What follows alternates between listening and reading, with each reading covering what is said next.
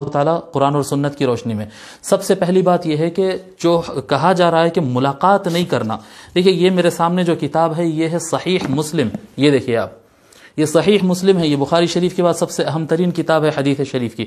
اس میں کیا فرما رہے ہیں کہ ثقیف کا ایک خاندان حضور صلی اللہ علیہ وسلم سے بیعت کرنے کے لیے آیا، یعنی شیک ہینڈ کرنے کے لیے، ہاتھ ملانے کے لیے، ملاقات کرنے کے لیے آیا۔ ان میں ایک شخص ایسا تھا جس کو بیماری تھی جو کنٹیجیس ڈیزیز تھی، وہ متعدی بیماری تھی، ٹچ کرنے سے پھیلتی تھی۔ حضور صلی اللہ علیہ وآلہ وسلم اس شخص سے ملاقات ہی نہیں کی۔ دیکھیے یہاں پر کان فی وفد ثقیف رجل مجذوم فارسل الیہ النبی صلی اللہ علیہ وآلہ وسلم انا قد بایعناک فارجع۔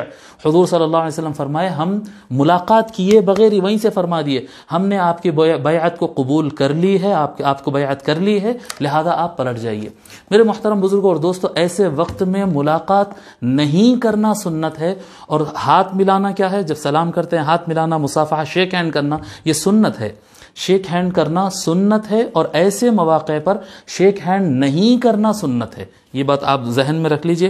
اور ایک بات اس کے اندر میں آپ کو بتا دوں، پوائنٹ نمبر 2، کوئی بھی آدمی بیمار ہو سکتا ہے، کوئی بھی آدمی بیمار ہو سکتا ہے۔ یہ بیماری ایسی ہے کہ اگر کسی کو لگ جائے تو اس کے سمٹمز اور اس کے نشانیاں تقریباً 8، 10، 15 دن کے بعد ظاہر ہوتے ہیں، تو کس کے اندر وائرس ہے نہیں معلوم ہوتا ہے۔ ایسے ٹائم پہ احتیاط کرنا لازم ہے۔ یہ دیکھیے مسلم شریف میں حضور صلی اللہ علیہ وسلم کیا فرماتے ہیں؟ فرماتے لا یورید ممرض علی مصح۔ آقا صلی اللہ علیہ وآلہ وسلم فرماتے ہیں کہ کوئی بیمار، کوئی صحت مند آدمی سے ملاقات نہ کرے، کسی بیمار کو پیش مت کرو صحت مند آدمی کے۔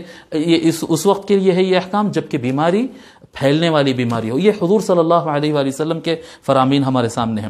پوائنٹ نمبر 3 یہ ہے کہ گھر سے نہیں نکلنا۔ دیکھیے یہ صحیح حدیث ہے، حضور صلی اللہ علیہ وآلہ وسلم فرمائے جب کبھی کوئی پھیلنے والی بیماری پڑے فلیس رجل یقع الطاعون فیمکث فی بیتی، یعنی پھیلنے والی جب بیماری آ جائے جس سے موت آ سکتی ہو، ایسی بیماری جس وقت پھیلے تو اگر کوئی آدمی اپنے گھر میں بیٹھا رہا صبر کرتے ہوئے محتسباً، اور اس نیت سے کہ ثواب ملے گا، یہ نہیں کہ آپ مسجد کو جائیں گے اور کہیں اور جائیں گے تو آپ کو ثواب ملے گا، نہیں، ایسے ٹائم پہ کہیں نہیں جائیں گے، گھر میں بیٹھیں گے تو اللہ تعالیٰ زیادہ ثواب دے گا۔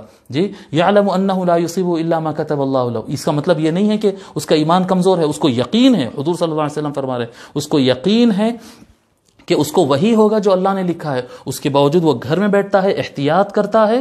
الا کان له مثل اجر شہید، اللہ تبارک و تعالی اس کو شہید کا درجہ دے گا، محض گھر پہ بیٹھے، بھلے اس کو بیماری لگے نہ لگے، وہ احتیاط رہے، وہ گھر میں بیٹھا رہے، اس کو اللہ تبارک و تعالی ایک شہید کا ثواب دیتا ہے۔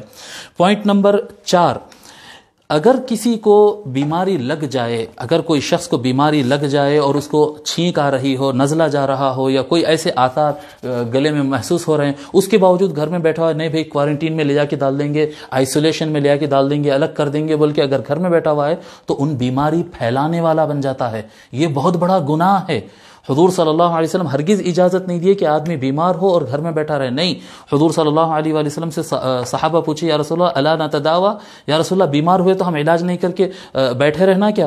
قال نعم یا عباد اللہ تداو، حضور صلی اللہ علیہ وسلم فرمائے ہاں بالکل اے اللہ کے بندو، فوراً علاج کیا کرو، فوراً دوا لیا کرو۔ لہذا اگر کسی کے اندر سمٹمز ایسے ظاہر ہو رہے ہیں، کسی کو ایسا نظر آ رہے ہیں، تو یہ آپ مت سمجھو کہ میں چھپ جاؤں گا، گھر میں بیٹھ جاؤں گا، اس سے محفوظ رہوں گا، نہیں۔ آپ کے گھر میں بیٹھ جانے سے آپ کے گھر والے بھی متاثر ہو سکتے ہیں، دوست احباب، آپ خود نہیں مریں گے بلکہ سب کو لے کر مریں گے۔ لہذا اس سے احتیاط کریں۔ یہ میں آپ کو ترمذی